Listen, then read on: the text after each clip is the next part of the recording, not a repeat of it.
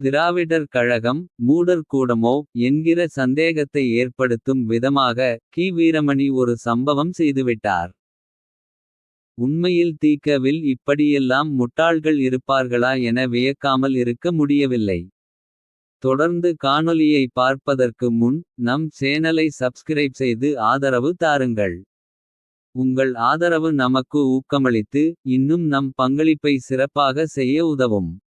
நன்றி. இனி காணொளி.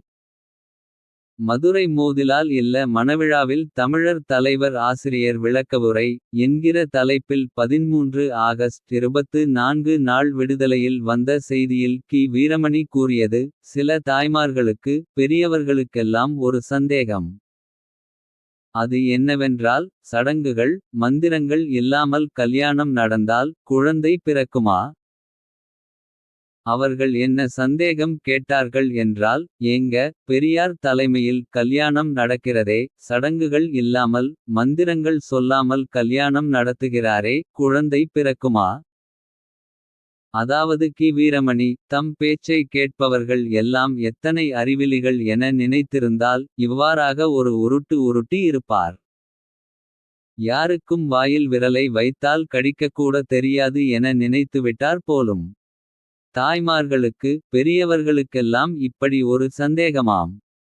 அந்த காலத்தில் ஒவ்வொருவரும் 10 பிள்ளை பெற்று போட்டு இருப்பார்கள். அவர்களுக்கெல்லாம் குழந்தைகள் எப்படி பிறக்கிறது என தெரியாமல் இந்த கூமுட்டைகளிடம் கேட்டார்களாம். பெரியார் சடங்குகள் இல்லாமல் மந்திரங்கள் சொல்லாமல் கல்யாணம் நடத்துகிறாரே குழந்தை பிறக்குமா. சடங்குகளுக்கும் குழந்தை பிறப்பதற்கும் என்னையா சம்பந்தம்.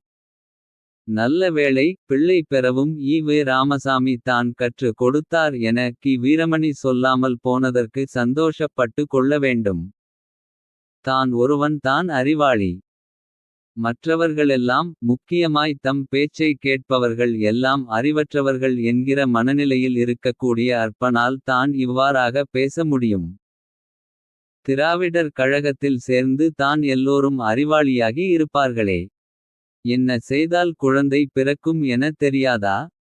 அப்புறம் எதுக்குயா இப்படியொரு சந்தேகம்.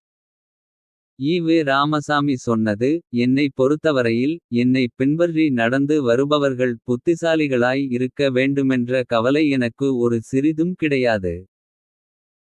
தங்கள் அறிவை ஆற்றலை மறந்து என் லட்சியத்தை நிறைவேற்றி கொடுக்க கூடிய ஆட்கள் தான் எனக்கு தேவையே ஒழிய அவர்கள் புத்திசாலிகளா முட்டாள்களா பைத்தியக்காரர்களா கெட்டிக்காரர்களா என்பது பற்றி எனக்கு கவலை இல்லை. குடி அரசு மே 29 1948.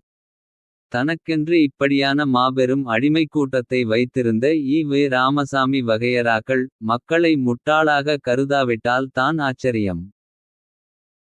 மந்திரத்தால் மாங்காய் விளையும் என நம்புபவர்களைப் போல் அரசமரத்தை சுற்றி வந்து அடிவயிற்றைத் தொட்டு பார்த்தவர்களைப் போல் தம் திராவிடர் கழக ஆட்களையும் கி. வீரமணி நம்பி உள்ளார். நன்றாக படித்து நல் சிந்தனைகள் கொண்டு உழைப்பால் முன்னேறிய மக்களாக உள்ள சௌராஷ்டிரா மக்கள் மத்தியிலேயே கி. வீரமணி மடத்தனமான இந்த பேச்சை பேசியிருக்கிறார். அதே நேரம் இவ்வாறான முட்டாள்தனமான பேச்சை கேட்கிறவர்களின் பேதமையையும் கண்டித்து தான் ஆக வேண்டும்.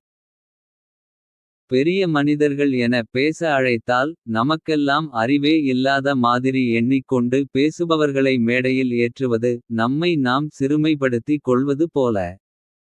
நாம் ஒரு நபரை அறிவாளி என பேச அழைக்கிறோம். அவர் உண்மையிலேயே அறிவாளியாக இல்லாவிட்டாலும் பரவாயில்லை. நம்மையெல்லாம் முட்டாளாக கருதாத நபராக இருக்க வேண்டும். எதுவுமே நமக்கு தெரியாது என்பது போல் நம்மை நினைத்து பேச வந்த நபரை அனுமதித்தோமேயானால் நம்மை நாம் சிறுமைப்படுத்தி கொள்வது போல். நிகழ்ச்சிக்கு பெரிய மனிதர்கள் வர வேண்டும் என யாரையாவது அழைப்பது வழக்கம்தான். அது மரியாதை நிமித்தம் அழைப்பது. வந்தவன் நம் சுயமரியாதையை கேலி பேசும் விதமான பேச்சாளியாய் இருக்கக்கூடாது.